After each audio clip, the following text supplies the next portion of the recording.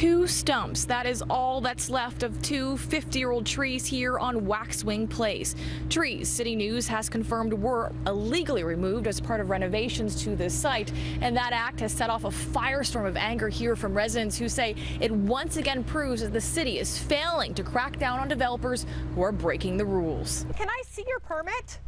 The permit for the trees? Yeah, permit for cutting down the trees. Yeah, sure. A renegade resident, Doris Beast, marches onto a construction site demanding proof of permits for 2 recently felled trees. There's all the permits. The city's forestry department confirming to City News today that while the developer had tree removal permits for the site, they were not for the 2 trees cut down at the front of the property. This is construction. This isn't taking down trees.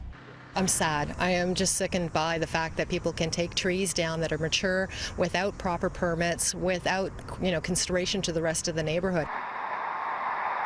It brings flashbacks of this scene almost a year ago to the day. 40 trees were illegally removed on this Bayview site, including a 150-year-old linden tree. Back then, both the mayor and Councillor Jay Robinson vowed changes. Stiffer fines for developers who move in to clear cut without permission or fear of penalty. The actual tree department is effectively useless. So that's why we now, we've asked the media to come, because dealing with the actual urban forestry is a waste of time. The maximum fine for an improperly removed tree is $100,000. Since last July, the city has hired 5 temporary arborists and inspectors to address enforcement issues and clear a backlog of complaints. Data released from the city shows since then the charges have spiked dramatically. Last year alone, 120 charges were laid against Toronto developers. Compare that to just 169 for all of 2011 to 2016 combined. However, no fines have been paid to date for last year. Those cases are still before the courts. Councillor Jay Robinson admitting today that any progress will be slow.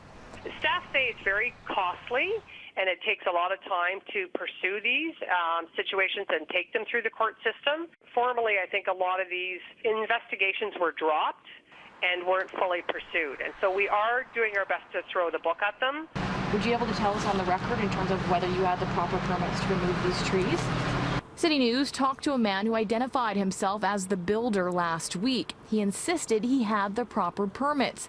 We were unable to reach him for an updated comment today. Those trees are down now and they're gone.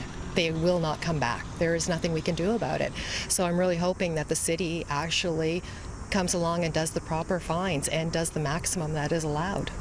As for last year's big tree removal case, the developer there, the Format Group, was ordered to repay $155,000 for the immediate impact of cutting down those 40 mature trees. However, the city charges and the fines related to that are still making their way through the courts. It was also ordered to replant 200 trees on that site. Now, the story came to us from a City News viewer. If you have a story you want to share with us, you can get in touch by email, phone, or submitting a tip through our website, citynews.ca. I'm Matt Ferguson, City News.